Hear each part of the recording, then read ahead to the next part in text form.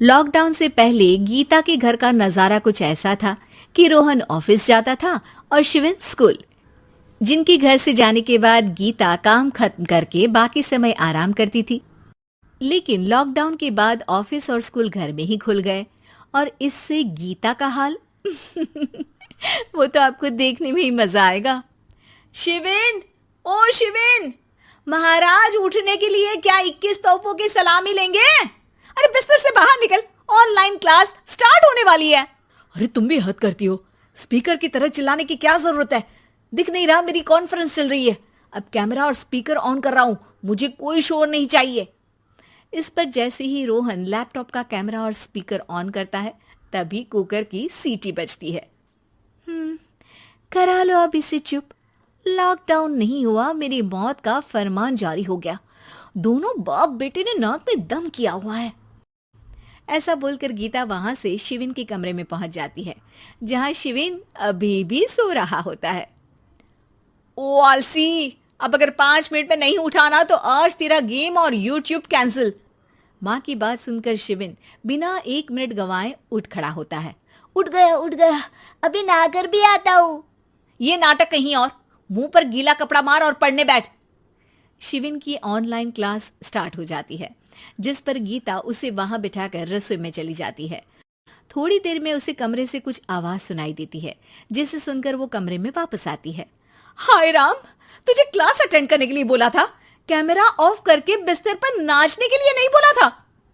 Mummy मुझे कुछ समझ नहीं आ रहा, आप बाद में पढ़ा देना ना, वैसे भी अटेंडेंस तो लगी गई है।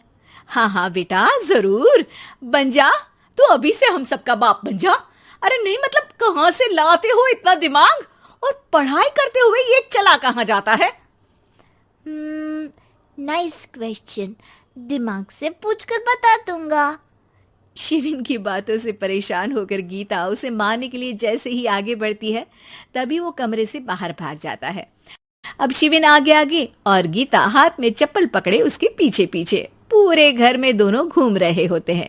इसी बीच वो रोहन के पास पहुंच जाता है और शिविन को मारने वाली चप्पल रोहन के लैपटॉप पर जाकर गिरती है। ओए माँ! मम्मी, अब पापा को चप्पल मार रही हो? वो आज तक के रिपोर्टर, चुपचाप जाकर क्लास अटेंड कर ले, नहीं तो अगली तेरे पीछे लगेगी। इस पर शिविन वहां से चला जाता है, जिसके बाद रोहन गीता से कहता है, इस सर्कस के लिए कुछ बोलना चाहोगी? अरे क्या करूं, जब से तुम दोनों घर में रहने लगे हो, घर अपने आप ही सर्कस बन गया है और मैं तुम्हारी नौकर। कभी बेटी को संभालो तो कभी बाप के नखरे उठाओ। इन्हीं सब उथल पुथल में दिन बीतते रहते हैं, जिसमें हर रोज घर के अंदर कुछ नया सियप्पा खड़ा मिलता है, जो ज्यादातर शिविन और रोहन के ऑनलाइन स्कूल और ऑफिस से रिलेटेड ही होता है। एक सुबह, शिविन चल उठ, आज की क्लास जल्दी है। कैमरा ऑफ करके आप अटेंड कर लो। अरे ऐसे छित्तर पड़ेंगे, दादी नानी सब एक साथ याद आ जाएंगी।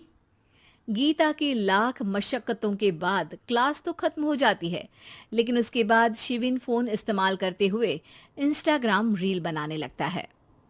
रसोड़े में कौन था? तुम थी, मैं थी, कौन था? कौन था? हाँ, मैं गरीब हूँ। अरे ओ गरीब के बेटे, आजा, मैं बनाती हूँ तुझे गरीब। मैं बताती हूँ रसोड़े में कौन था। पढ़ाई करने बोलो तो इनकी माँ मर जाती है, और ये पागलपंतियां जितनी मर्जी करा लो। गीता शिविन को डांट रही होती है, तभी रोहन बीच में बोल पड़ता है। अरे बच्चा ही तो है, इतना गुस्सा क्यों कर रही हो?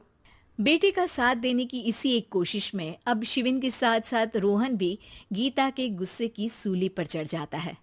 अगर बेटे पर इतना ही प्यार आ रहा है तो इसे क्लास अटेंड क्यों नहीं कराते, इसका होमवर्क क्यों नहीं कराते?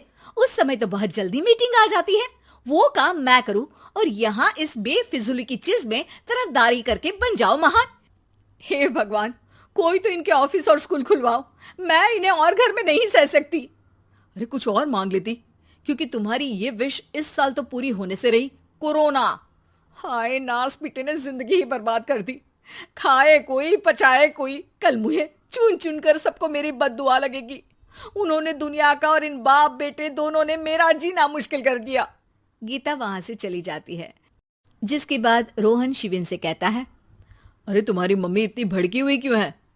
आपकी वजह से पूरा समय घर में रहते हो और उस पर कोई काम कराने की जगह बस ऑर्डर देते रहते हो।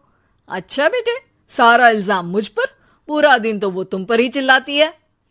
हाँ, मतलब दोनों का 50-50 है, कुछ करना पड़ेगा।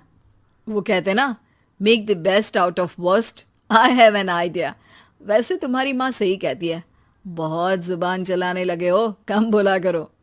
अगली सुबह रोहन और शिविन अपनी गलती को सुधारने के लिए गीता के उठने से पहले घर का आधा काम खत्म कर देते हैं, जिसे देखकर गीता खुश हो जाती है और फिर बाकी बचा काम वो तीनों मिलकर पूरा कर लेते हैं।